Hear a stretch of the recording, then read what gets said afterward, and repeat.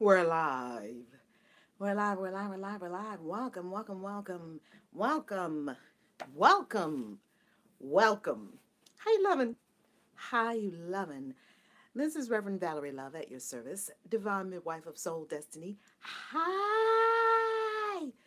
Christian witch and the author of now 12 books on practical spirituality. How you loving? That's all the universe ever wants to know is how you loving. Coach Tiffany, first one in the door with the welcomes. Welcome, welcome, Coach Tiffany. I put a little glitter on my face this morning. A little glitter. Love the white, so elegant. Thank you very much. Thank you, thank you, thank you, thank you. I'm doing white today, and guess what? Usually I wear white almost every day. Hey, Marvin the Magi. Thank you, thank you, thank you. Hey, Danielle. Welcome. God bless you. And this morning I spilled I dropped some lipstick on my top while I was getting ready. I'm like, oh, this won't be on camera. Oh, that was not fun. Anywho, how you loving? Hi, Utah. Hey, Christina. How you loving? Great rising, Queen Athena. Welcome, welcome, welcome. Look at the Millionaire Club, piling in, piling in. Come on in, come on in. Great rising, great rising. What a day we had yesterday, huh? Wow. Yesterday was a huge day. Great rising, great rising. Good dawning. Sister Starval and all in the chat. Morning, Marva. Houston. Great rising, superstar. Antonia. Mwah, mwah, mwah. Great rising. Phoenix. Who else? Where else are you coming in from this morning? Where are you coming in from this morning? Let us know. Where are you coming in from?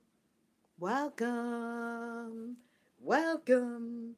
You are loved. You are loved. You are loved. It's snowing hard in upstate New York. Oh, Kathy, prayers to you for getting ready to drive in it to work. Prayers to you. Be careful and safe. New York City. Good day. Good day. Holland. Ah! Holland. ATL Atlantis in the house. Beverly. Atlanta, South Jersey. Welcome, South Jersey. New Jersey. Oh, right. Raining in New Jersey. Yes, Kathy, you're most welcome. You're most welcome. We love you. Kenya! Happy lunchtime from Kenya. I was in Kenya years ago. Oh my God, Kenya, I love you. Coming back to Africa soon. Florida, Nashville, Brandywine, Maryland, Toledo, Ohio. Toms River, New Jersey. Great rising, great rising. Yesterday was so powerful. My students asked me, have been raiding Candy, Toledo, Ohio in the house, Miss Audrey. Welcome. God bless you. Welcome, welcome, welcome, beautiful souls. God bless you, beautiful souls. I love you. Know you are loved. Let's begin with a deep breath and prayer. Guyana. Welcome, Guyana. Marva, you're in Guyana. Wow. Or you're from Guyana. Wow, that is awesome. I feel so blessed to have all of you here now in my world, in my life. I feel blessed. Let's pray. Deep breath.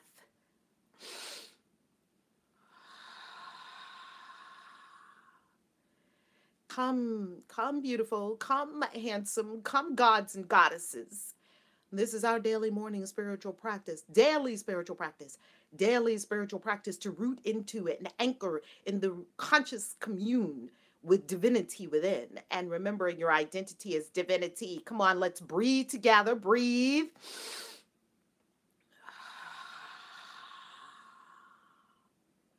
Remember, lung capacity is connected, correlated to life expectancy. Breathe deeply and root into God, divinity within. Root in.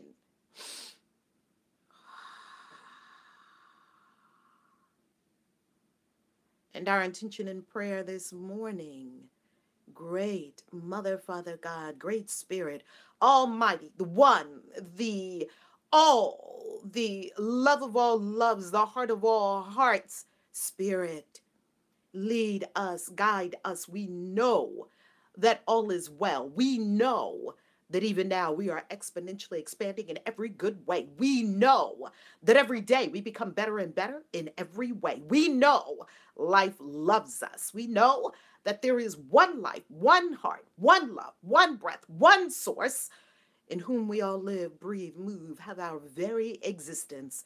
So right now, speaking the word for life and prosperity and abundance and joy,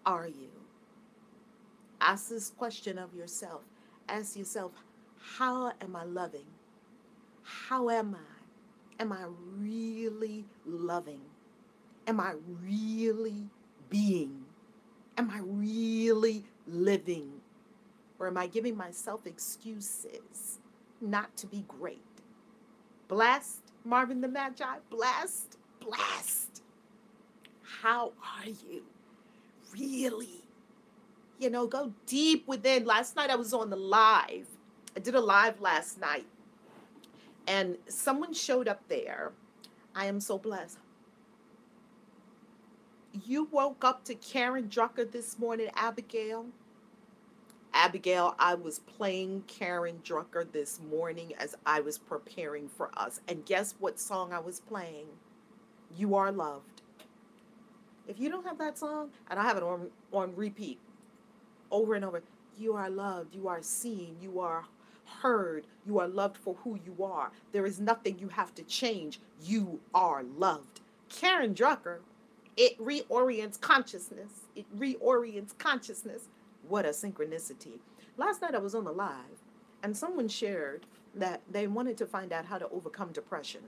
And I want to speak to this morning as we go into 40 Money Mantras. Pull your book out. Pull your book out. 40 Money Mantras by Reverend Valerie Love. Welcome, Alicia. Welcome, welcome, welcome. 40 Money Mantras by Reverend Valerie Love. You can pick it up at valerielove.com, and then it'll take you over Connecticut. Reverend Z, you're in Connecticut? Reverend Z, I have to show you something funny. Reverend Z.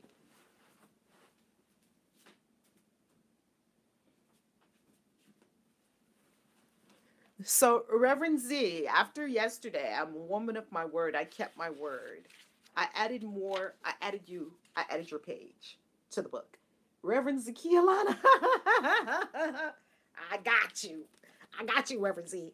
I love Reverend Z. Vermont, I am so blessed, humble, and grateful, Marva. Oh my God, Marva, I feel the same way. So blessed, so grateful. Omar got us started with the super chat. Omar was the first one with the money today. He like, bam! Thank you, Omar. Thousandfold plus return to you. Smash that like button, baby. Let's get a smash-a-thon going. Smash it, smash it, smash it. Zakia. Oh, Ashe, I love you so. Oh my God. Zakia, and you know what I did? I'm going to correct the letters because I did 2 Ks instead of 2 Ys. So Zakia, Reverend Z, I'm going to correct it. I just see from your name here. The most important thing, we live in an intelligent universe. The universe will know I'm talking about you. So I am going to adjust that. And I do have some deliciousness on this page for you. And Reverend Z, if you text me and let me know what you're praying for, I'll add it. And you will be prayed up and you will have it. Reverend Z, there's so much good for you, waiting for you in the universe of life. Love button, right, Omar? A love button. For some reason, your email didn't show up this morning. I had to search for your video. Oh, wow. Oh, wow. Thank you. Love you, love you, love you. You are so loved. Oh, my God. And you fill my heart every morning. This is why I come here every morning, because of you, because of you. So here was the question last night about depression. And this is deep in my heart. This speaks very deeply to me because I spent years depressed. And people always say, but you're so joyful, you're so happy, you're so, yeah, that was an unfoldment. That was a process. That was a coming home to source. Because in this, Barcelona, oh, jet lag, but blessed. Barcelona, welcome Spain. I love you. I speak. Your book came, yay! Your book came, your book came. We're so excited. This book is so magical. Oh my God. Ooh, I can, I'm just buzzing. We're just all buzzing together. So I spent years depressed. Excited too. My book comes today. I love y'all. This book is magical. This book is pure magic. By the way, happy Witchy Wednesday. I got some angel stuff for us today on Witchy Wednesday. You're gonna love it. I got some angel stuff for us today on Witchy Wednesday. You're gonna love it. Oh my God. I'm going to give you a sneak peek Can I give you a sneak peek of Witchy Wednesday? It's in this book. Oh my God. The archangels that today's Witchy Wednesday, be ready. Be ready with your wishes and desires of the angels. Be ready, because you're gonna go straight shoo, and your life is going to become a whole lot easier because the angelic presences and all of the what time is Witchy Wednesday? About 1. I don't have the exact time, about 1 o'clock today. Okay, usually in the afternoon, midday, between 12 and 1. So about 1 today. You look gorgeous now. Thank you, Cindy. Thank you, thank you, thank you, Cindy. I so appreciate you. Can I get a hello there? Templar. Hey, Alva, I love you. She brought in our love. Brother from another mother, Ralph Smart. Oh my God, infinite waters diving deep once again. Oh my God, do we love him? Oh my God, sending mad love to Ralph Smart. Infinite waters. Can I get a hello there? Let's breathe in some of that good ass prana, baby. The art of the Green Book already shows magic. I tell you, what's in this book, you will not want to miss what's in this book, LoveTubers. LoveTubers, you're beautiful from inside and out and shown on the outside. Thank you. Thank you so much, Brittany. Queen Athena. 1111. I want to let you know, love Infinite Waters, what profound work he does on this planet. He is a very high level, high vibrational soul, powerful soul, magical soul that said yes and is following through on the yes in every breath. You know, he's a very ascended soul, very ascended soul. I shouldn't even say he. Thank you, beings. They're like he. There's no he or she in the experience. He is. It is a spirit, right? We're all spirits. We're showing up as either we're anchoring either the divine feminine or the divine masculine in this life, and that even doesn't even go to gender. Reverend Z, Cindy. 11, 11, 11, 11. Thank you for the super chat. 1,000-fold plus return to you. Over 1,000-fold plus return to you. I love, love, love the super chat here. Love, love, love. And this is what I want to say about the money. As all of us come together for these 40 money mantras. Why 40? 40? Why 40? 40 is the number of transformation. 40 days Christ walked in the wilderness. 40 days and nights it rained on the ark, right? This is all metaphysical. 40 years the Israelites walked through the wilderness until they all transformed. Thank you, sweet Ray Shock. 1111, the cat down the road. That's right, Marva. The cat down the road. Don't we love him? Oh my God, we love him. 40. 40 is a number of transformation. 40 is powerful. You can change anything in your life in 40 days. That's why this says 40 days to wealth consciousness. Now, we will take a little longer than 40 days because we're doing 8 weeks, Monday through Friday. We're off on Saturday and Sunday for us to integrate, for us to sit with, for us to digest, for us to make it a part of the being, for us to really soak in it. We don't want to rush through. We want to soak in, soak in. Judy, $40 super chat. 40, the number of transformation, Judy. Over 1,000-fold return to you, Judy. And as we all put money in this collective circle, do we know that we are raising the vibration of the entire circle, and we are making the entire circle bless you and thank you. We are making the entire circle more vibrationally aligned to wealth, because wealth is the goal. I see many people working too hard.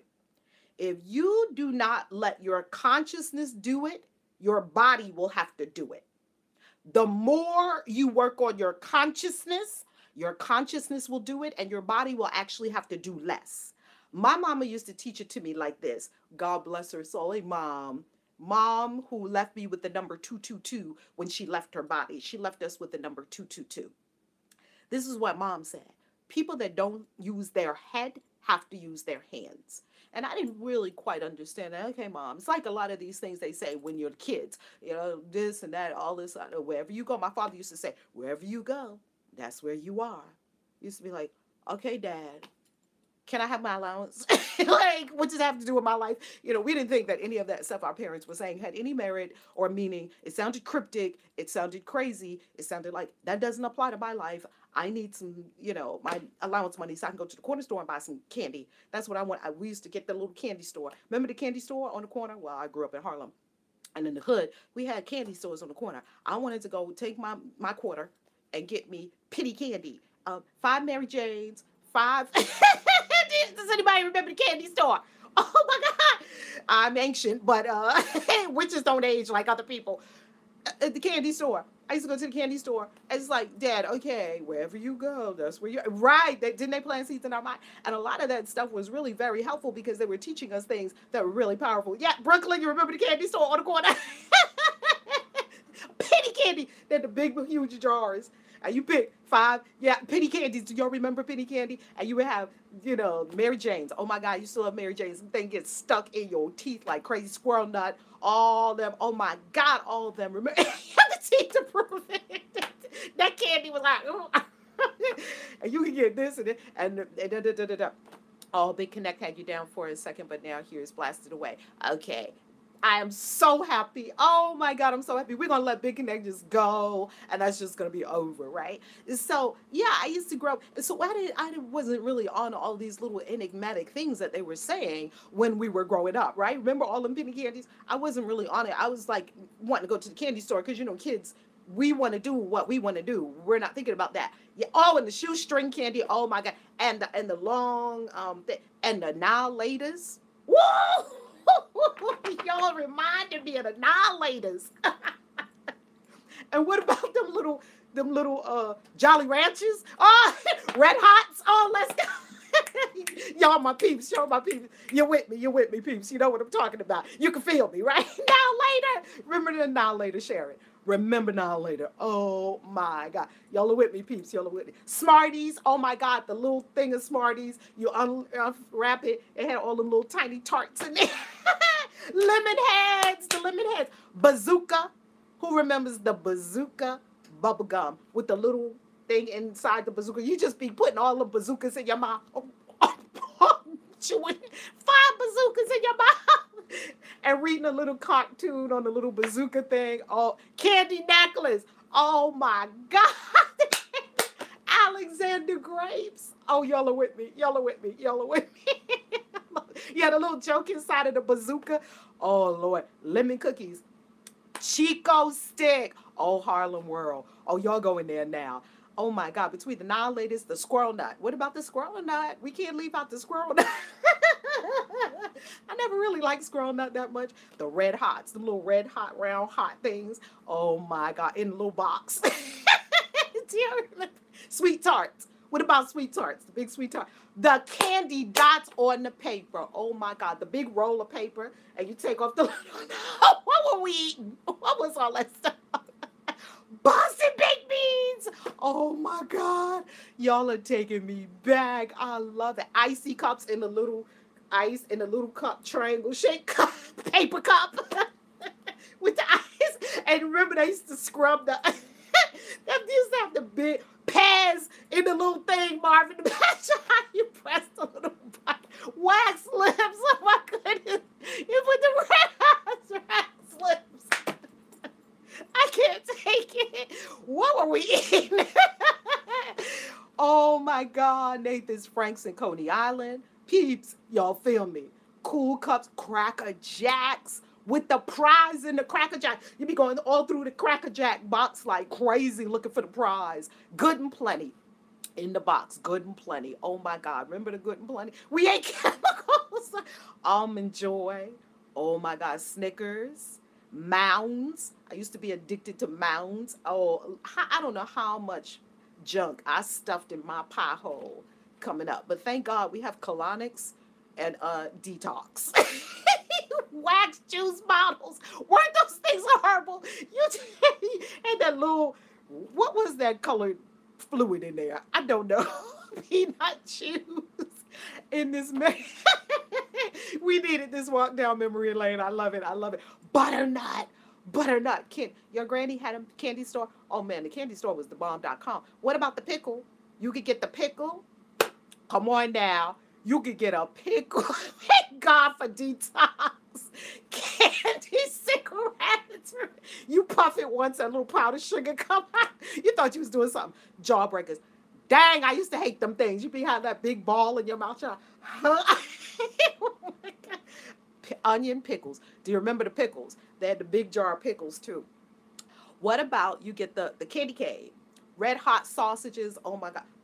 I was just about to say the pickle with the peppermint stick in the middle. Now you know that was some strange stuff we was eating, right? We get a pickle and you get the peppermint stick right in the middle of the pickle. Oh my God. Sour pickles? What? Yes, you got to have a pickle. Okay, so y'all get where I'm coming from. So, oh my God, candy corn is the worst. Oh my God, candy corn with the orange, the yellow, the white. That's horrible. That stuff's horrible. Oh my God. All that stuff is bad for us, right? But at any rate, what I love about that is that thank you for this beautiful walk down memory lane. So y'all get it. So when we were into that, y'all get the energy, right? Y'all get the energy. When we were into that Chinese bubblegum with the fortune, wow. When we were into all that, were we really listening to our parents trying to give us some kind of wisdom before giving me the quarter? The quarter was our first allowance, a quarter. A quarter would buy you a lot, right? Oh my God. The quarter would get you a lot. Hey, how you doing, Southern Rita? Right. Uh, Nettie, we weren't trying to listen to our parents. They were trying to give us all this wisdom and whatnot. A penny saved is a penny earned. Like, what does that mean? Right now, I need a penny for the candy store. Right? We weren't thinking about all that. Later, all later, right? We start to understand and intuit into the wisdom of all of these sayings that they were pouring into us. And we come into the full understanding and the meaning of them. And one of them that my mother used to say is, if you don't use your head, you'll have to use your hands. And she used to keep telling us that, use your head, use your head. And she also told us people that don't use their head are forced to use their hands. And what does that mean? I found out that later on, if I did not apply myself, didn't the sayings hit when you got older? Yes, Nettie? If I did not apply myself to wisdom, that's why Solomon said, in all thy getting, get understanding, get wisdom. You see, because when you get wisdom and understanding of how this whole universe works, you do less work. You don't have to go out and grind or hustle anymore. This is a no hustle, no grind zone. The universe never asked for your hustle. All this hustle, grind, get on your grind, go for it, run. The universe didn't ask you to do any of that. That's the ego. And usually the egoic structures make us feel like we're not enough or not good enough. And therefore, we began to fall into the trap that I used to fall into. And the trap that I used to fall into is trying to prove worth by doing. And I was unworthy feeling on the inside, which drove me to get another certificate, another award, another this to prove that I'm not unworthy. It didn't work. It didn't work. It didn't work. After I got the next award and the next biggest trophy, I could show you awards. I could wallpaper my whole house with awards. I got trophies, 3 feet long trophies. Speaking, public speaking. I got trophies. Everything I got into, I had to just go to the top. Why? What was powering me? Unworthiness. So I was going to prove that I wasn't unworthy by what? By doing. Doing so much. Running to depletion.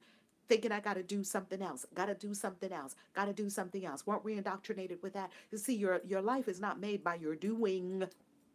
Your life is not unfolding by your doing. The universe is asking one question: who are you being? And that's why on this channel we always ask, how you loving? How you loving? Because the universe wants to know how you are being, and how you loving is an indication of how you're being. The universe looks at your being, your resonance, your vibration. If it's rich, then that means that it will, because you are an electromagnetic being, thoughts are electric, feelings are magnetic. Thoughts are electric, feelings are magnetic. You are an electromagnetic being, in addition to being chemical, in addition to being atomic, molecular, in addition to being metaphysical, in addition to being, there's many dimensions of you. Thoughts are electric, feelings are magnetic. Because you're an electromagnetic being, you're sending out a signal and a resonance and a vibration. The electromagnetic connection, right? This electromagnetic system that you are, you could power cell phones for a whole city, like Dr. Joe Dispenza says, right? That's how much electricity, you're a conduit, a channel for all kinds of energy, radioactive energy, electromagnetic energy, spirit energy, angelic energy.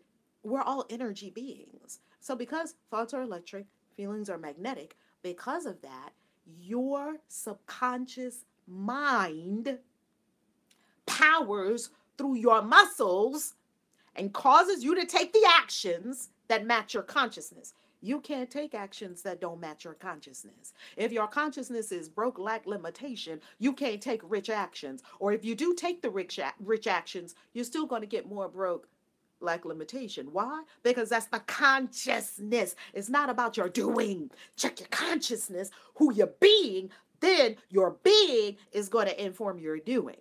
It doesn't work the other way around. Well, actually, it could. You could act the part. That's what people say. Fake it till you make it. I have found that that's actually more work. And you can work from yourself from the outside in by doing the actions that you think a rich person would do. However, the doing is never going to get you there. Your doing doesn't get you there. Being, because the universe is always checking who is the person who is taking the action. So I can show you two people. Let's take network marketing, for example, because this plays out in network marketing every single day. Let's look at network marketing because I have a huge network marketing team growing in a ginormous network marketing business. This plays out in network marketing all the time. You have two people. This person makes 10 calls and gets in 2, 3, 4, 5 new people. This person makes 10 calls. They get no one. Everybody tells them no. Both people did the exact same thing. Yet both people got vastly different results. Why? Because of who this person is and because of who this person is. So if you want a different result, you have to become a different person. That's why at the end of the year, for all of my clients, my coaching clients, for my money mastermind, for my millionaire club, we took on a new identity with new names. Who you are, your personality is creating your reality. Who you think you are is giving you your results. Who you are being is causing what's in front of you to show up. Law of correspondence. As within, so without. As above, so below. This is a law. Therefore, you can never get anything that wasn't yours. You can never get anything that you're not supposed to have. Right, Master Nova. I need to become someone new. That's exactly it. Because I see people over and over again trying to create a result, but they're trying to create a result with this being the same person that they were before. And here's the problem with that. Your subconscious mind already knows who you are. Hence the meaning of my dad's statement, wherever you go, that's where you are. You're going to move to a new house? Well, you just took your consciousness to a new house. You're the same person. You're going to get in a new relationship. Oh, that's a big one. Don't we love to do that? Don't we love to do that? I'm done with you. You go get in another relationship, same issue, different pair of pants. Same issue, different dress. Same issue. Why? Because you take you wherever you go. Wherever you go, that's where you are. Thank you, Dad. Oh my God, thank you, Dad. I get it now, Dad. I get it. You were trying to give it to me, and I wasn't really kind of paying attention. I get it now.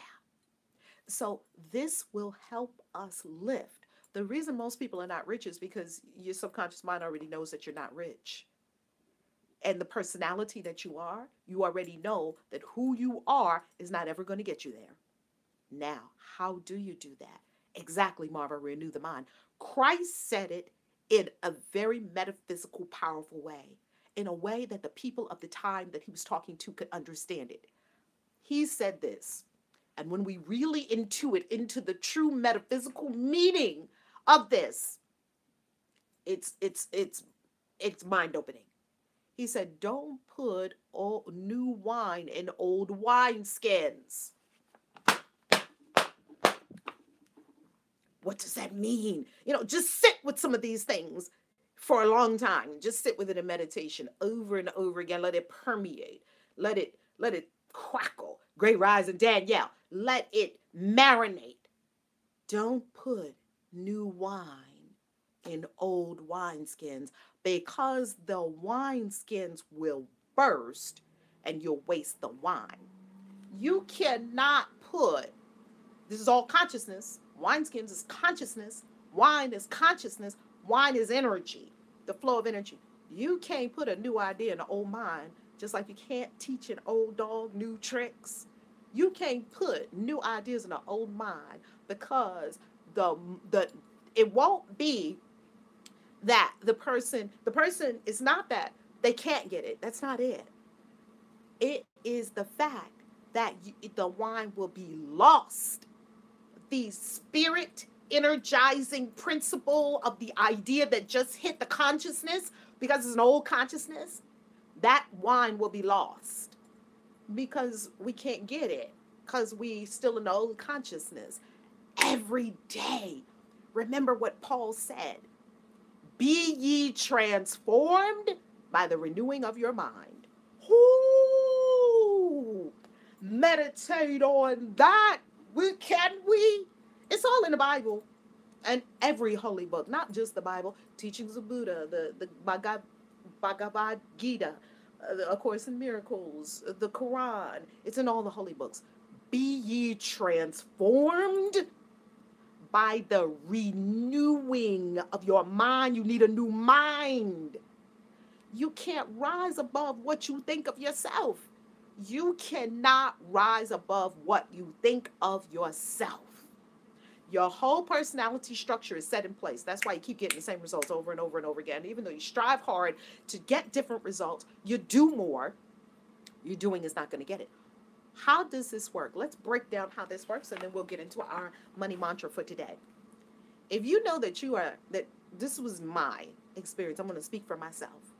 There was a part of me that was lazy and undisciplined, unfocused, just didn't feel like it. That was one of my singing mantras. I don't feel like it. I don't feel like it. I didn't say that out of my mouth.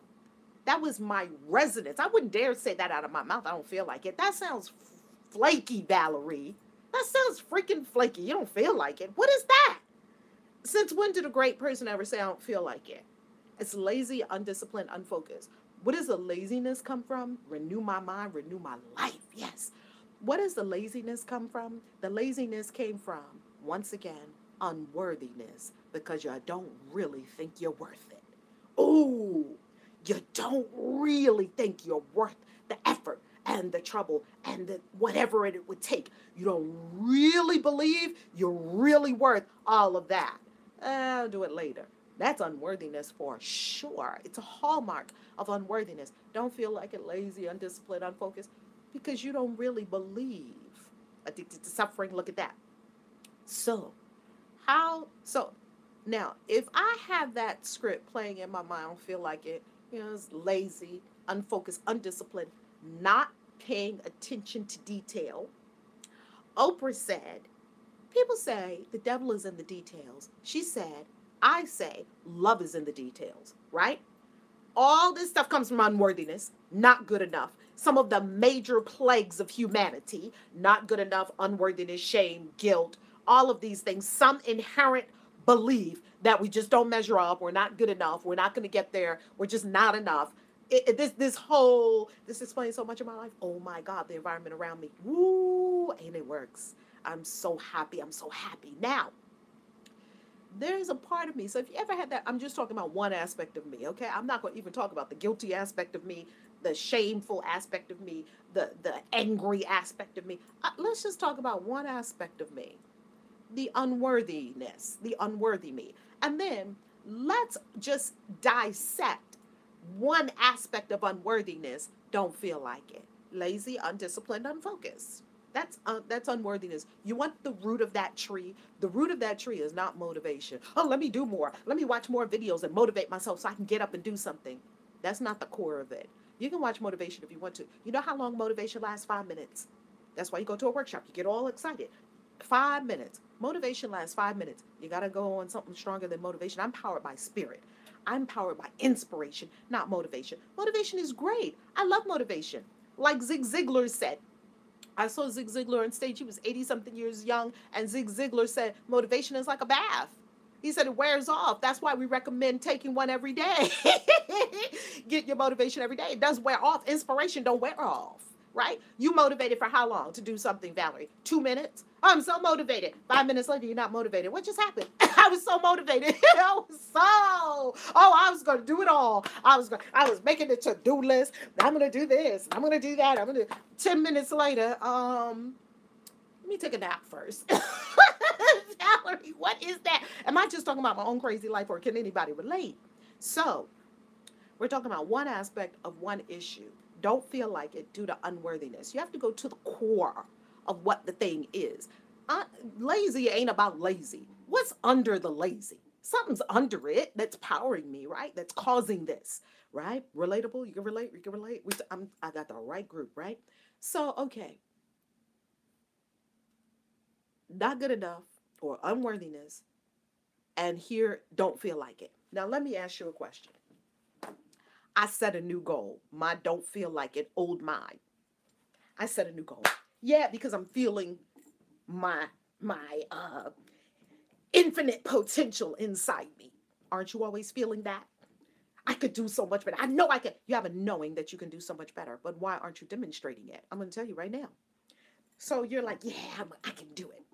So you say to yourself, I'm saying network marketing again, because people understand network marketing is a good example to use. Now, if we were in Jesus' time, we would use fig tree or the grapevine. That's why he talked to people about figs and grapevine. It was relatable. They could get it.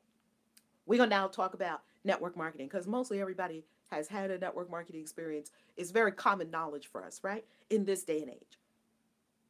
Let's say you set a new goal in your mind for your network marketing business. I'm going to be a diamond. Yay, I'm going to be a diamond. Now, this is where you are right now. This is where you want to go. This isn't anything. Yay, I'm at $1,000 a month. I want to be at $10,000 a month. Yeah, I'm at $10,000 a month. I want to be at $25,000 a month. Yeah, I'm at $25,000 a month. I want to be at $100,000 a month. Yay, I'm at $100,000 a month. I want to be at $1.2 million a month. Yay, I'm at millionaire. I want to be a multimillionaire. Yeah, I'm at multimillionaire. I want to be a billionaire. Yeah, I'm at billionaire. I want to be a trillionaire. Anything. It don't matter what it is. There's a divide. You're here as, let's say, no rank, and you want to be here diamond in your network marketing company. First of all, acknowledge there's a reason why you're not diamond yet, Valerie. There's a reason. Why? Because I am not the person yet who is a diamond. Now, you could do hard work, and you can try to game the system, and you can push your way, and you can rah, rah, rah, I'm gonna do it. And you could manipulate rather than vibrate. Like we talk about on this channel, am I manipulating or am I vibrating? You can manipulate, think about it, do all the mind work, put it on a vision board. You're so in manipulation right now. You're trying to manipulate the universe. I'm going to do it. I'm going to do it. I'm going to do it because this is ridiculous. I've been around all this time. I got to be a diamond. That's manipulate. Or you could vibrate. You see, when you manipulate, you don't get to keep it. When you vibrate, you earned it by right of consciousness. It's yours. Manipulate versus vibrate, right? Hey, okay. Let me look at that comment, Denise, because Denise, I want to see what you shared. I didn't catch it all. Oh, I went through the storm with my ex-husband, but now you have to undo all the poison you've ingested. Absolutely. Oh, that was Danielle Ruffin. Thank you. I thought that was Denise. Okay. Manipulate versus vibrate. So if you're here and you want to go here, there's two ways you could do it. You could bum rush your way. You could force it. You could, because you have that power. You can do anything you want. You could put it on a vision board. Think about it every day. That's you forcing it. That's you. And then you're going to have to hustle. You're going to have to grind. Calling 10, 20 people every day. Um, Everywhere you go. Doing this, doing that. Do. You now bum rushing the system, but you didn't change your consciousness. You'll get there. When you get there, you won't be able to keep it. Why? Because you can't keep what's not yours, and you can't lose what is yours. Write this out in a journal. If you have a journal for this 40-day journey that we on, write it in your journal. I can't keep what's not mine, and I can't lose what is mine. So here we are. Let's go back to our example again. Here it is. Okay? Here it is. How do you go up here? By vibrate, not manipulate. Okay? Thank God, the diamond cutter. Is this so powerful? Doing way too much with manipulation. Doing too much. And that's what Reverend Michael Bernard Beckwith calls it, the 4 levels of consciousness.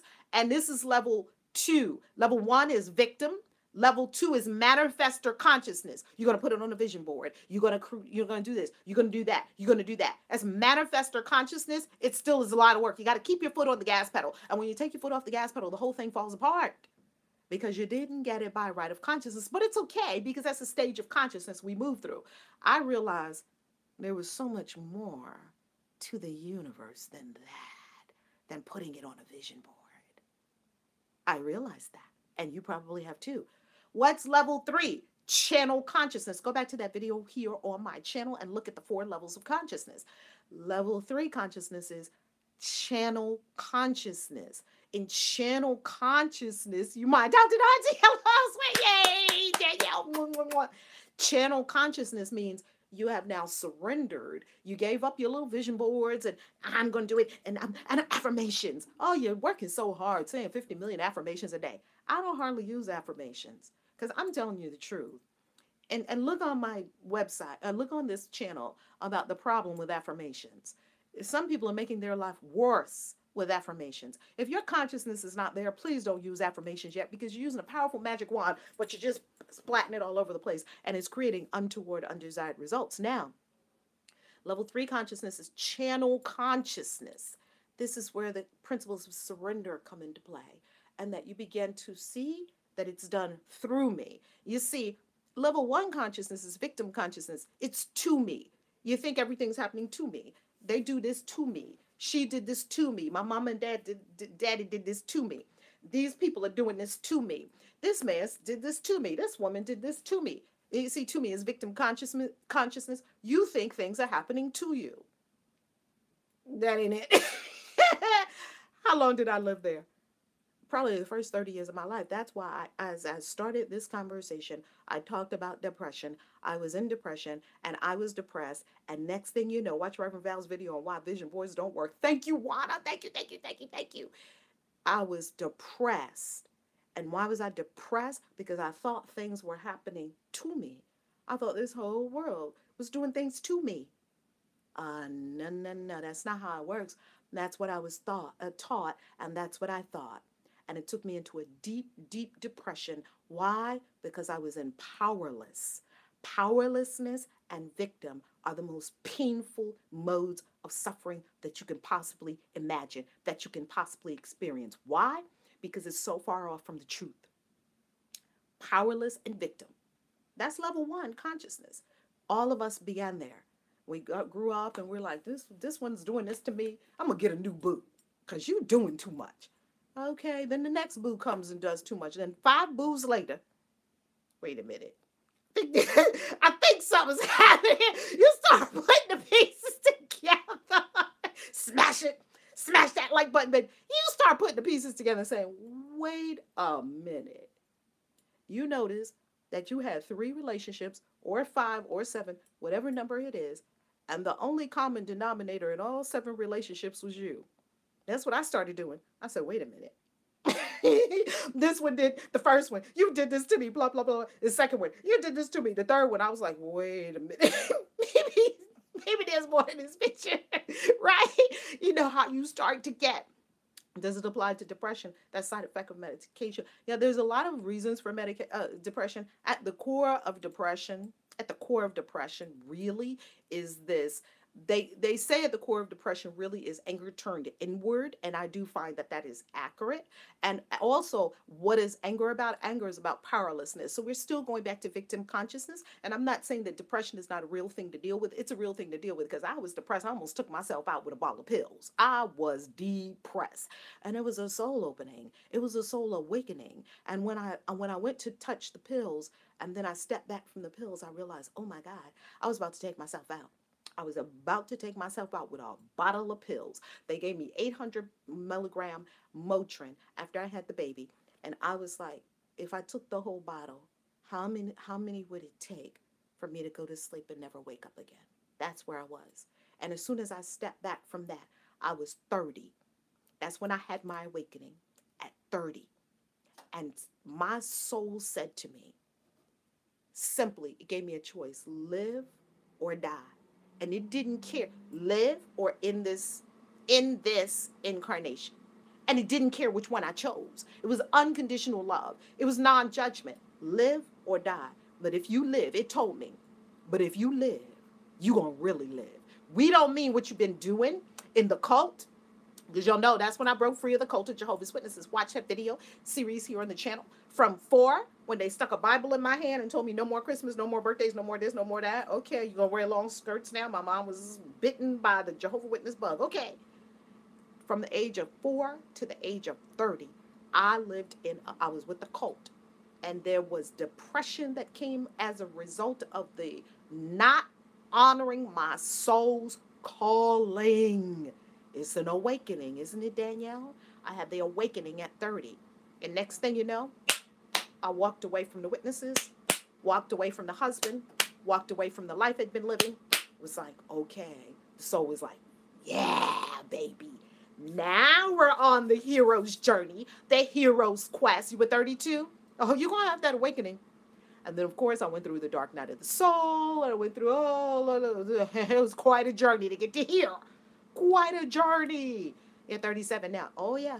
And you have to have the dark night of the soul. Dark night of the soul is 7 years. I don't know anybody that can get around the dark night of the soul. Oh, my God. Is it hard? Hardest thing I ever did in my life. Take myself on.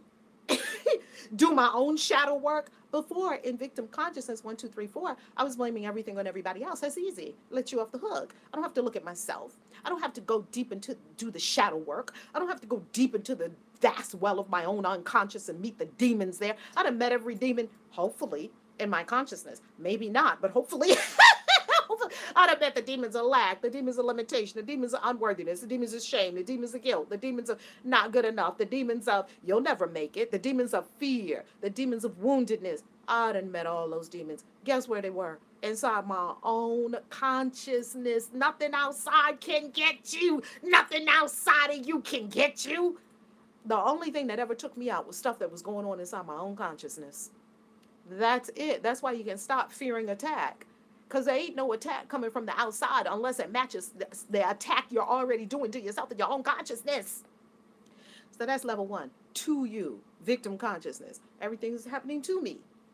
Level 2, by me. Because a victim is too painful. Nobody's going to stay a victim forever. It's too much suffering. Either you're going to take yourself out with a bottle of pills, and it's okay. Or jump off the Golden Gate Bridge. A lot of people jump off the Golden Gate Bridge. I'm not recommending that. I don't recommend ending the incarnation. I don't recommend that, but people do that. And some people take themselves out at 20, and their body don't actually die till 80. They just said, fuck it. They just said, fuck it. Fuck it. That's what they said. I never said fuck it. I'm like, I got to get this. There was some, maybe you have the same thing. There was some impress within yourself that you knew you had to get it. You couldn't just end this incarnation because you somehow, well, I'm just going to be back again. Other day. I see you next lifetime, like Erykah Badu said. I'll see you next lifetime. Okay, you want to just do this again? 5 boos later, right, Rolita? Wait a minute. If this was a court of law, I tell you one thing. Look, let me fix this makeup right here.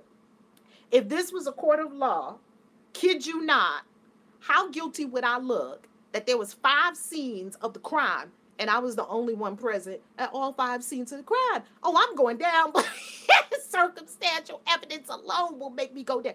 If there were 3 murders and the only thing that was consistent about the 3 murders was you, that just doesn't look very good for you. It's not. That was me at the scene of every crime, of every blown up relationship, at the scene of every crime of every blown up bank account, at the scene of every crime of blown up physical distress and depression. There was one common denominator. Oh, wait a minute. I was the one at the scene of every blow up that I was blaming on everybody else. But who was there at that one and that? You start connecting the dots. You say, wait a minute. Maybe things ain't how I thought they were. Right, Valerie, they're not. You're waking up. So that's level 1 consciousness. You can't stay there too long because it's too painful. Level 1 is black don't crack. She aging like wine. Y star. I'm really 80, but you know how they say black don't crack. But I am about to be 60 in a couple of years, I think. I told myself 36. I haven't been keeping up with my birthdays, but I'm pretty sure I'm coming up on 60. And my kids always tell me, Ma, you don't resonate. Your being does not resonate nowhere near what your life years are on this planet. No, because I'm at 36. Abraham Hicks said, pick an age and stay there. I picked 36. It's going to help me at least look like something by the time I'm 80, 90, 100. I'm going to still be looking like something. I ain't going to look like 80, 90, 100. I'm not doing that. Don't get old. Don't get old and don't get sick. Just don't do it. Pick an age and stay there. 36, stay youthful and vibrant and full of spirit, right? Look up the Steven Universe birthday songs. That's you. Okay, Steven Universe birthday song. I'll look it up. So yeah, 36 was a good age to pick for me. That was a good one. So pick any age that works for you. Level 1 consciousness, to me. Level 2 consciousness, by me. Because now what happens in level 1 consciousness? You're so suffering. You're so you're having so many meltdowns. Things are not working. You're not fulfilled. You're the powerless, angry, just things not working. What do you do? 36 looks a good idea. Thank you. Thank you, Juana. Thank you. What do? You seek solutions. You run to YouTube. You go to the bookstore. A book falls off the shelf. The Mastery of Love. The 4 Agreements. The universe is tapping you on the shoulder saying, come on up. You're like, I think something's calling me. And you feel the pull, the draw to your divinity. And hello. You see a book. You see something on Facebook. And then it comes again. Angels. You start to see things. And then someone tells you about The Secret or about Valerie Love Channel or about whatever. And you wake up. All of us went through the same process. And then you go to level 2 consciousness and you discover, oh, wait a minute. I'm the master of my universe. I have all the power. Oh, I'm infinite. Oh, I can do it. You see, it turns from looking out there at other people to looking here. And then because you know that you can create anything you want. I just turned 63. I'm about to flip that to 36. That's right. Flip it. That's it. That's it, Reverend Z. I got the God bumps when you said that, Reverend Z. That's it. So because we were in that state of consciousness, that is the painful, we went searching for solutions, and the universe was helping us all along. It's helping us. It's helping us. It's giving us books, giving us people, giving us YouTube channels. The next video, perfect for your level of consciousness to move you up the ladder, up the ladder. The universe is squeezing you up the ladder. Thank you, Omar. Omar gave us 2. He put in this circle 2 super chats, 1111. Mwah. Thank you, Omar. 1,000-fold plus return to you is my prayer for you, and even better. Thank you. God bless you. Now, because you want to move up, here you find out, oh, I'm the one in power. Oh, I can do this. I can do this. You start making vision boards. You start writing your affirmations. Oh, you get your journal. Oh, you want it now. The universe is like, yes, yes, yes. You're on it, right? That's level 2 consciousness. By me. No more are you in to me. Next thing you go to by me. This is being done by me. Then you realize, maybe I'm working too hard. Why? Because the universe shows you more. See, the universe is your partner in all of this. You and the universe are one. So there's a higher aspect of you showing you the greater possibilities always, and always pulling you up There's something always pulling you up, and everything that comes to you is for you. It's to lift you up that ladder of ascension. So then you have some POW manifestations. A POW manifestation. What's a POW manifestation? A POW manifestation is something that you know was not on your vision board, yet it makes you so blissful and so happy and so joyful. And you wonder, how did I just do that? How did I do that? Like Oprah had this manifestation. She said she was in her house and she said, I want some tomato soup. She just said, I want some tomato soup. And that was the end of it. And she kept going about her day. She really wanted some tomato soup. Later, her neighbor came over with some delicious tomato soup. She's like, how did I do that? And Oprah is a tremendous manifester. That's higher level consciousness. There was the speaking of it, but she wasn't attached to it. She didn't have to have it. So she did a magic spell. Maybe unbeknownst to us, we're doing magic spells all the time. She released it. That's a part of the magic spell, is a release. You can't hold on to the thing like that. You can't get it, because you have to release it to the universe so it can go out and bring to you that which you desire. It's a circuit, right? I'm getting impatient. That Judy Ventress. Oh, Judy Ventress is Judy Ventress, okay? So anyway, you go to, yes, it's always ascending. It's always, yes, I tear up all the time because of this. Yes, I do these spells always. Yes, release, Summer, you got to release. Why do you release? Because you can't get what you want. Like Oprah said, what you want must be delivered to you. See, it's a circle. You send it out, the energy out, and it delivers to you. Out until you let go, release. The release is in faith and trust. You know the thing is already done. So next level, channel consciousness through me. That's still not the highest level of consciousness. Through me. So to me, by me, working hard. Through me. Less hard work, alignment, more alignment with the universe. Things are, you realize you're a channel. This is channel consciousness. I lived here for a long time. And then things begin channeling through you. You see, through me. It's not to me. It's not by me. It's through me. But that's not even the highest level of consciousness. You become a channel. You become surrendered to the calling of your soul. Things are manifesting. POW manifestations are coming more and more. What's that fourth level of consciousness? He calls it being consciousness. This is the enlightenment consciousness, and that is as me.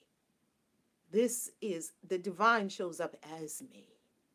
It is the I and the Father are one. It is the highest level of consciousness. In the highest level of consciousness, you do very little. I'm not saying that I'm at the highest level of consciousness, because I can see myself, it's not static. You get to one level, you just stay there. It's dynamic. You might have a victim thought, but you don't live in victim anymore. I kind of swirl between channel consciousness and being consciousness. I ain't doing all that work on manifestor consciousness. Too much work. I already did that. Too much work. All them affirmations and writing the vision boards and writing it 79 million times. I used to do all that. I don't do all that anymore. I can sit on my meditation chair and being consciousness, access the quantum field, and it's all occurring in consciousness. And then the actions that you will do, you'll flip it. Maybe you were doing 90% action. Thank you, Tanja, for the 1111 super chat. Maybe you were doing 90% action, and now you do in 10% consciousness. You can flip it. 90% consciousness, 90% of the work, quote unquote work, if you could call it that, is done on your meditation chair, and 10% is the actual work you do in the earth plane. And guess what? The quality of the work will also change. No longer will you be working hard, hustle, drudgery, trying to make it happen, trying to do this. Here we go. Da, da, da, da, da. That's level 2 consciousness by me, in channel consciousness, and in being consciousness as me. The work is different. I don't even call it work. I call it play. OMG. I thought I wasn't a victim. I'm being a victim. Dang. Mad love. I love that. I love that because that is so honest and pure. Mad love. I got mad love for you because that's so honest and pure. And that is exactly the honest acknowledgement that sets us free. Because I see myself. I'm like, oh, damn, I'm in victim consciousness. And when you see it and you have no judgment about it, you can just move. Oh, let me move up to being consciousness. Oh, let me pray. Let me meditate. Let me center myself. Let me take 10 deep breaths. You can't take 10 deep breaths and stay in some wonky state of consciousness. The deep breaths will move you up to, let me practice my spiritual tools. And next thing you know, because you're an avatar, because you're a spiritual master, because you came here to live. Oh yeah, work smarter, not harder. Absolutely. And I recommend don't work at all. Work is of the ego. Play is what the divine does. Play. So what is the haven't we all been victims summer studios? We've all been victims. And all you want to do is have the awareness of when you're going into victim. Oh, I'm being a victim right now. Oh, I just had some victim thoughts. And you can watch yourself as the observer of yourself. Oh, these are victim thoughts. Okay, do I choose to have these or release them or love them? Not push it away. Love it.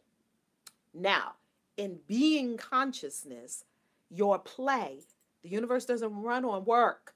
The universe doesn't run on drudgery. I keep telling people, you're working too hard, you're doing too much. The universe doesn't work on work. The universe doesn't operate on drudgery. There's no flower right now that's working to blossom. Like, there's no bird that wakes up and says, oh, let me write my affirmations. There's no bird that says that. A bird wakes up, sings, eats a worm, and flies all over the sky. Effortlessly. A flower blossoms. And then when it's done, it throws its leaves to the ground, the petals to the ground, and it becomes something else. This is energy transforming. Abigail Cornish, thank you for the 2020 super chat. Mwah. Love you, love you, love you. Thank you so very much. 1,000-fold plus return to you. Hallelujah. You see, nothing. The moon is not struggling. Oh, the sun is not saying, oh my God, I got to get around the earth again. Or the earth is not saying, I got to get around the moon. Oh, this is so hard. The earth is just orbiting the sun. The moon is just orbiting the earth. It's all effortless in some kind of great cosmic dance of which I am one with and I can choose to participate in. And I can also choose with my mind, because don't you love the wild birds? And I can also choose with my mind not to participate in it, because God gave you the power of choice. God didn't give a lion the power of choice. Have you ever looked at the cat family? The cat family will teach you this ain't about work, because cats are taking naps 90% of the time.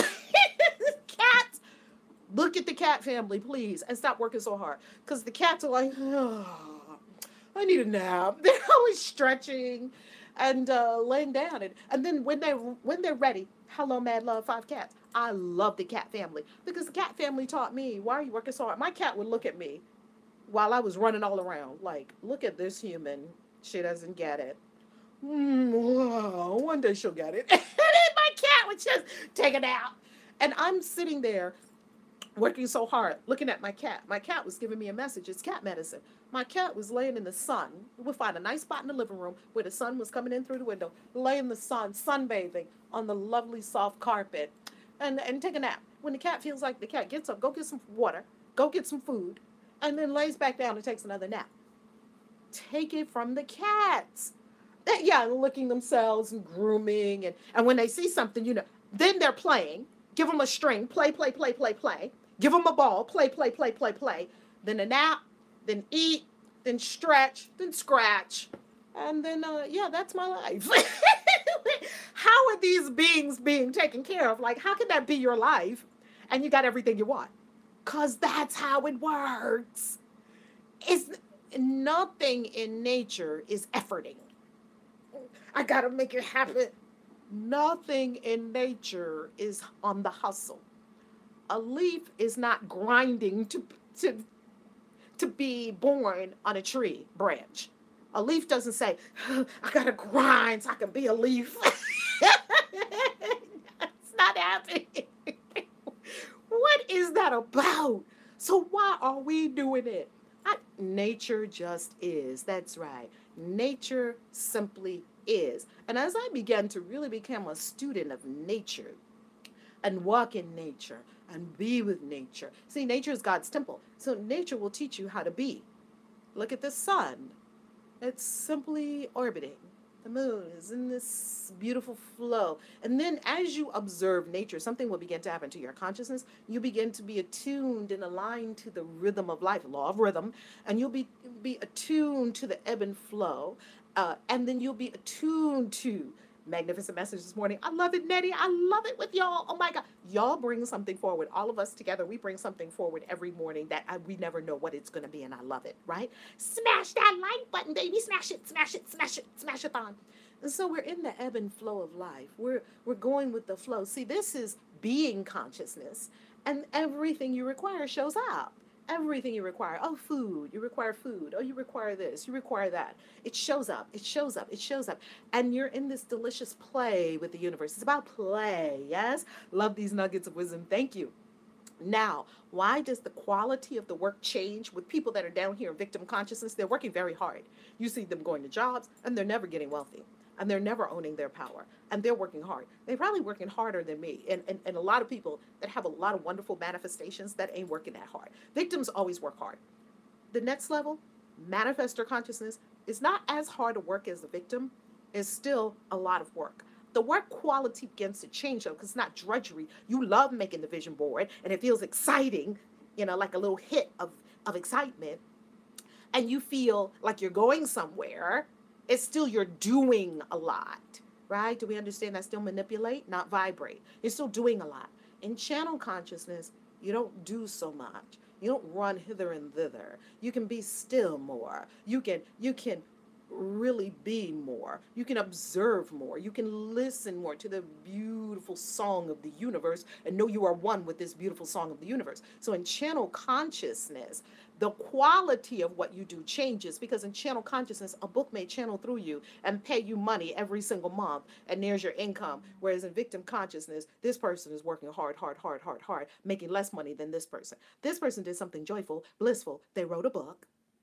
They're in channel consciousness, a book channeled through them, and that book came out, and now the book pays them every single month, and they have royalties galore, and they live in a beautiful home. And that's Wayne Dyer, right? But now here in victim, no. Then you go upward. You continue. How do you go up? You don't jump up. You don't force yourself up. You cannot trick the universe. There's no skipping of grades.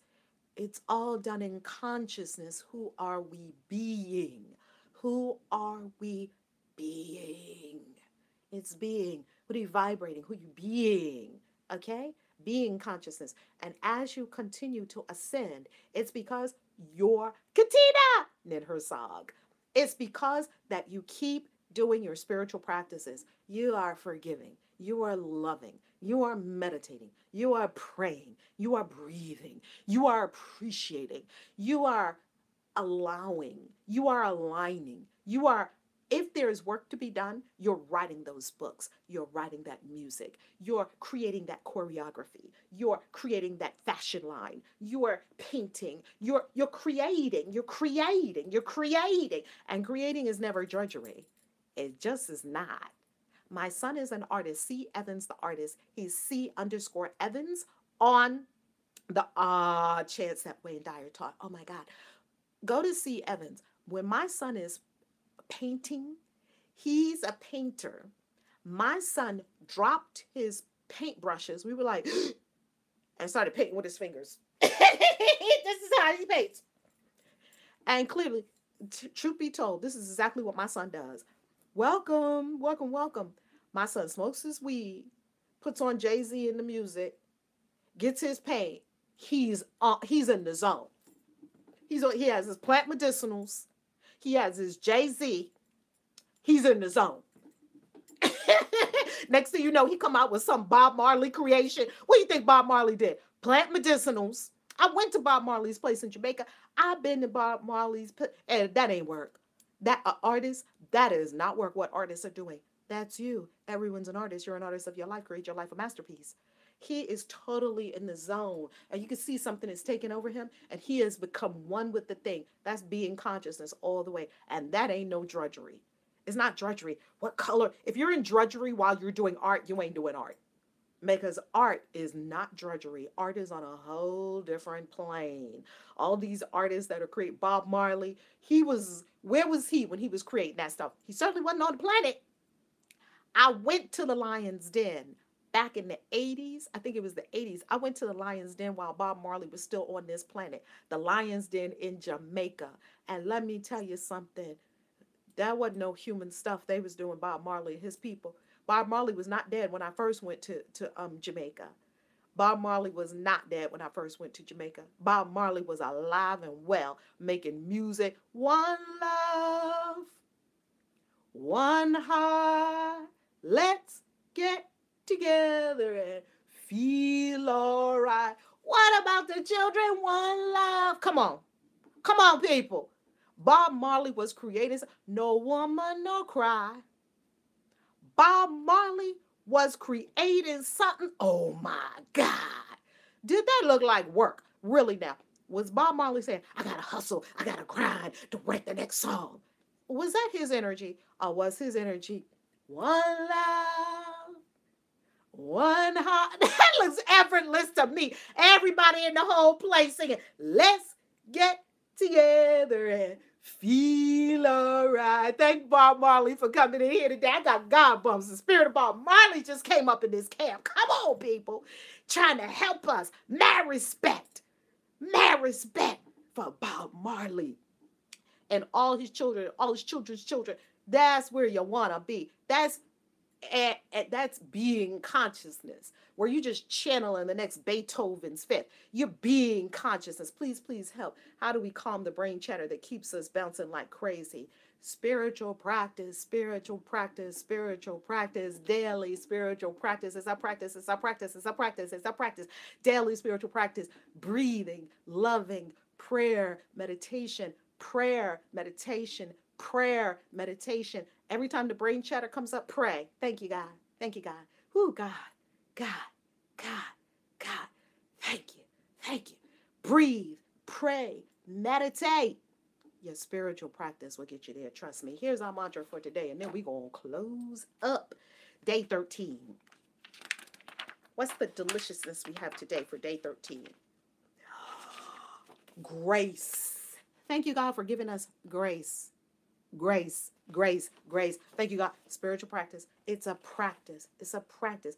I didn't get crazy overnight. I'm not going to be uncrazy overnight. Right? Remember, it took us years to become crazy. We're not going to be uncrazy like that. That's why this practice, this spiritual path of your unfoldment, evolutionary ascension, it takes patience.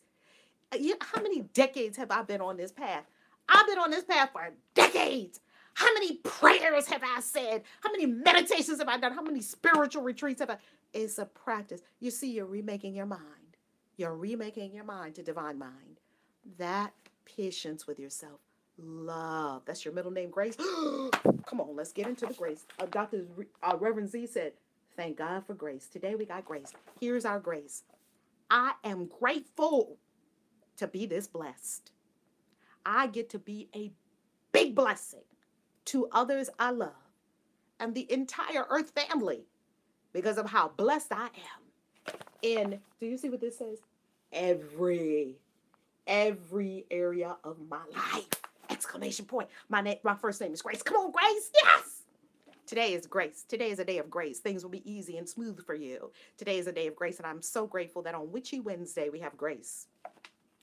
I give more than I ever thought possible or probable by the grace of the divine acting in my life as a continuous stream of riches and rich experiences.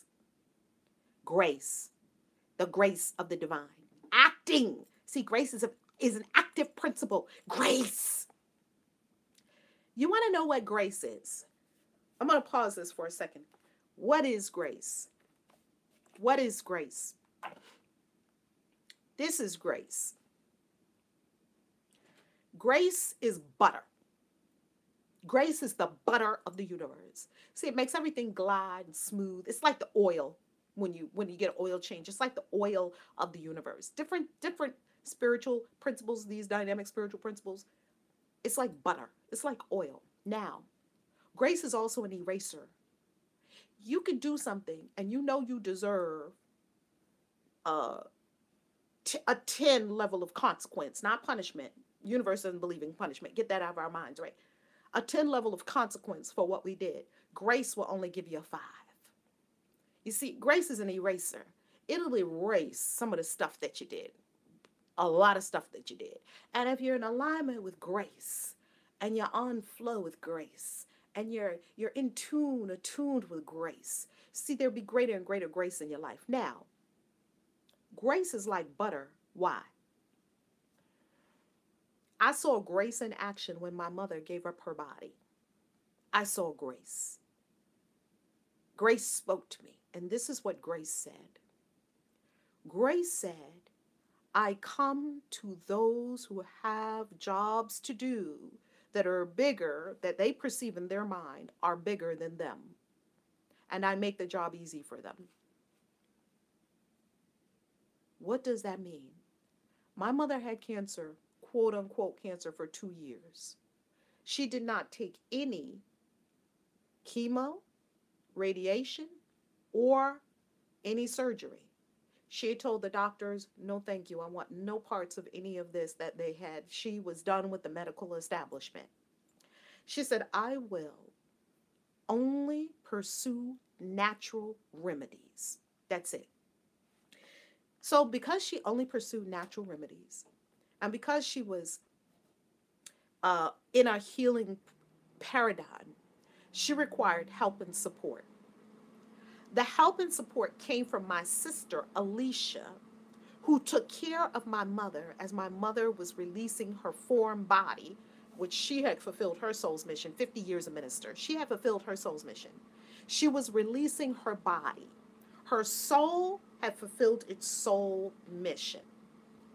My sister was the one to support and help my mother through in that period for 2 years. My sister, that was her divine assignment. It wasn't my divine assignment. Now, I was there, of course. My brothers, it wasn't their divine assignment. They were there. Of course, we were all there for my mother. The daily action, my sister moved back into the home with my mother and father. And my sister took care of my mother every single day. Now, I had kids. I had this. I had that. So that was not my divine assignment. Now, look at grace. When you are in your divine assignment, grace will make it easy for you. Easier. Because that was my sister's divine assignment to take care of my mother, she could do it. She could make mom's meals. She could take care of this, that, and other. My sister was a young woman. She didn't have any children. She could make mom's beds, make all of mom's appointments. My mother went to the Hoxie Clinic in Mexico, where there's all natural healing for people that are experiencing cancer, people whose bodies are experiencing cancer. The Hoxie Clinic. She went probably about 2-3 times, and she loved the Hoxie Clinic, and she loved all the natural healing protocols and turning your body alkaline and eating organic. My mother went through this tremendous transformation as she was releasing her body and what she learned. And you could see her consciousness ascend even as her body decayed. It was very fascinating to watch.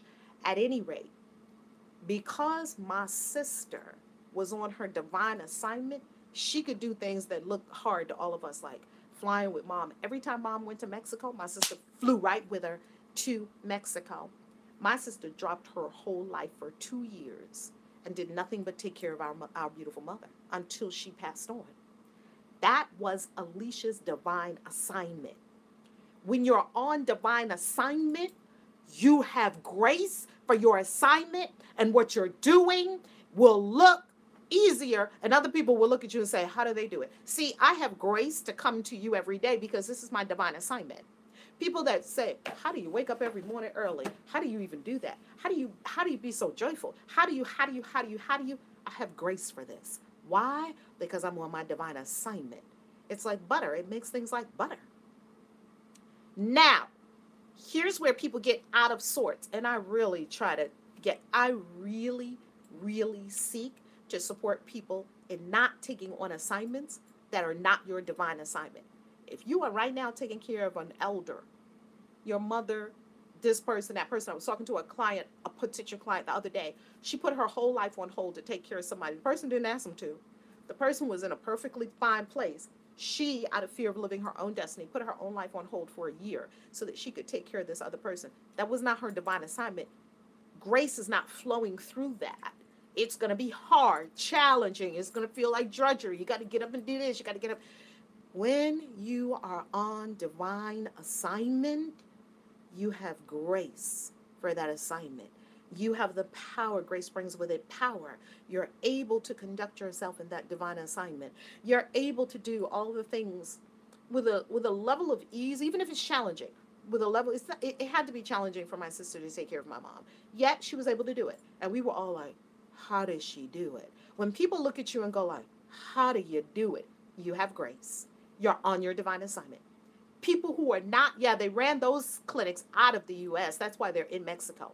When you're doing something, you're in somebody else's lane, trying to take care of other people, doing stuff that's not your divine assignment, you don't have grace. You're not tapped in to grace because your grace is over here flowing in this stream, over here in your own lane, doing what you're supposed to be doing. You stepped out of the river of grace and you're over here now in somebody else's business doing something else. Why? Because you're probably too afraid to live your own destiny and scared of your power. But that's a whole nother story. Now, I'm going to make this, my assignment is my kids for sure. Hello, you know your divine assignment. And for all of us that are on our divine assignment, give you a perfect example. In the Millionaire Club, we have a beautiful mother. We call her the Great Mother. She has 7 children. She homeschools 7 children. Lord Jesus, my 2 kids, and then when I had the third one, was making me crazy. I was crazy. So 7, I ain't got grace for that.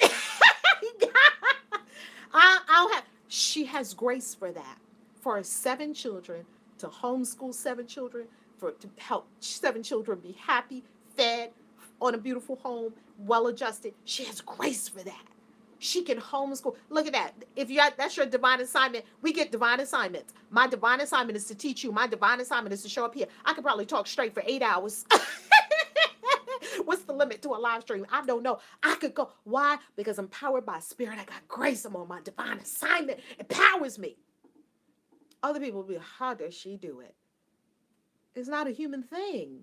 It's not a human thing. And we all know our divine assignments. And with every divine assignment, there's grace. Now, I'm going to take this even deeper, and this is going to blow your mind. When my mother, I'm going to talk about becoming supernatural. Yes, indeed. Oh, my God. Helps with the mind chatters. Thank you. That book, Becoming Supernatural, helps. When my mother had my sister, can I tell y'all a story that'll blow your mind? This story will blow your mind. I'm the oldest of 4. 2 years after I was born, my younger brother was born. Then there's an 11-year gap. And then there's my brother. And then 2 years later is my sister, the youngest sister, Alicia, who took care of my mom. Okay? So get that. There's 4 of us. So I'm the oldest. Then 2 years after me is the youngest. Then an 11-year gap. And then my brother. And then my baby sister. Okay? So that's what we kind of look like, right? 2 over here, 2 over here. When I was born, my mother loved me. My brother came along. My mother loved her. 11-year gap. My mother gets pregnant with my brother. She has my brother. She doesn't want to have any more children. You see, I had one father. My brother had another father. 11 years. Now in that period, my mom had got married to my father who raised me. I was 8 when she married my father who raised me. And now she said he never had any children. So she said, okay, let's have a kid. She got pregnant. She had one child. It was a son.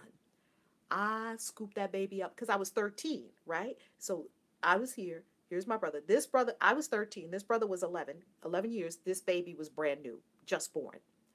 I scoop up the baby. I love the baby. Oh my God. I'm so happy we got a baby in the house. I'm 13. What else do I have to do with myself but the baby, the baby, the baby, the baby? There was no Facebook. There was no YouTube. There was no mobile phones. There was none of that. The baby, the baby. Oh, I was all over the baby. Hence, me and this brother are very, very, very, very close, right? Because it's like I raised him. Now, after my mom had this baby, she decided she didn't want to have any more children. So the very next year after having this baby, she had a issue in her uterus and she had a partial hysterectomy. So they went in, she had a cyst on her ovary, they took out the ovary, and they took out not part of the uterus, it wasn't a partial hysterectomy, it was one of the ovaries. They took out one of the ovaries. Well, you still have another ovary because women have two ovaries, right? And we're born with over 500 eggs. So you're born with your children already inside you. So here she had, okay, now mom, maybe now you have 250 eggs instead of 500, but count the ones that already came out. One, two, and all the ones that came out every time you had a period, and maybe you're down to 200 eggs, right? But you still got eggs in there. So now, a year after having this child, she has the operation. They go in, they remove the cyst from her ovary. The cyst was covering the ovary, so they take out the ovary as well. She asked the doctor, can I get pregnant? You know, because I don't want to have no more kids. I don't want to have no more kids. I don't want to have no more kids. He said, highly unlikely that you'll have any kids. You know, your age and this one ovary is gone, and it's highly unlikely. Okay, a few months later, my mother's having gas pains. Is not even anywhere in my mother's consciousness that pregnancy could even be an option because she's just not thinking like that. Stomach hurting, stomach hurting. Ooh, I got gas, right? It's not at all in her consciousness that this could be a baby. And she's just walking around, stomach getting more bloated. Ooh, I got a lot of gas. Goes to the doctor maybe about 4 or 5 months into the pregnancy. Yes, because probably a period was coming intermittently, maybe because she was a mature woman and she was probably going into menopause or whatever. So anyway, she goes to the doctor. She says, my stomach is swelling. I got all this gas. I'm feeling stuff moving around. And the doctor said, Miss McIntosh, your gas has legs. You pregnant. She's like, you could have knocked my mother over with a feather. No. What happened?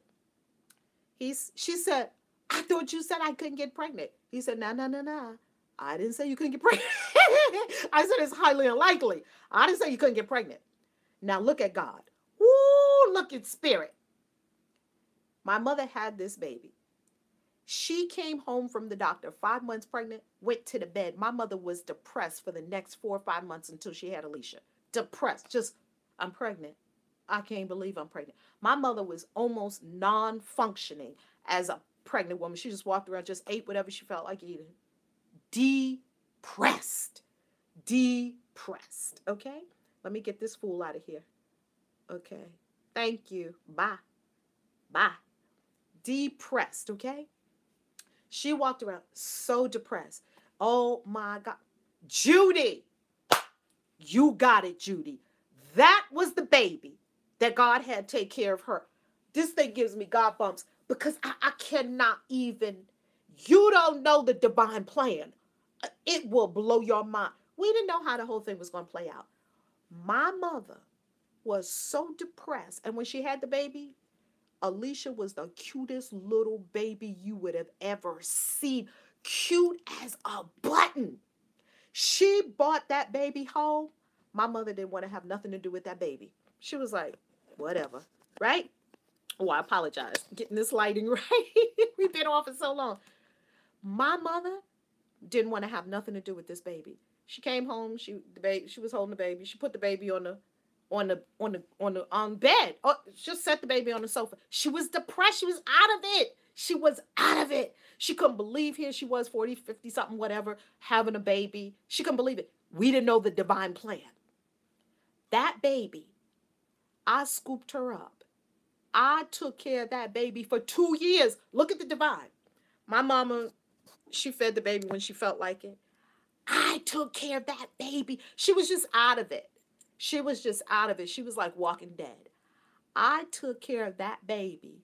That was my divine assignment, to take care of that baby for 2 years. That was my baby. I would run to school, run back home, get the baby, feed the baby, love the baby, hug the baby, carry the baby around, walk the baby. I was that baby's mama for postpartum depression, and I had the postpartum depression again as myself.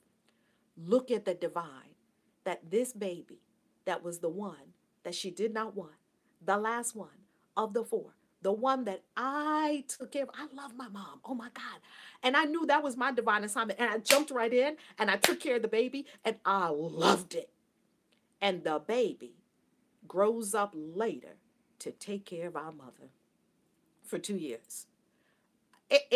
Unbelievable. No, she doesn't have kids. No, she's not married. She's not really, Alicia does Alicia.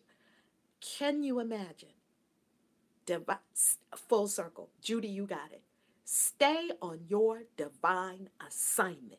And you have divine assignments. And you know what your divine assignments are.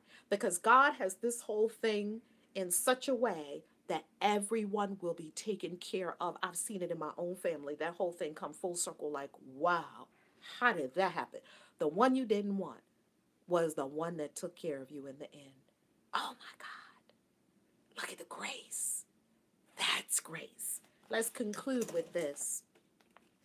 This grace has attracted to me more wealth in one lifetime than I could ever possibly use. I am so blessed and full. Ashe. That's grace. I love you. God bless you.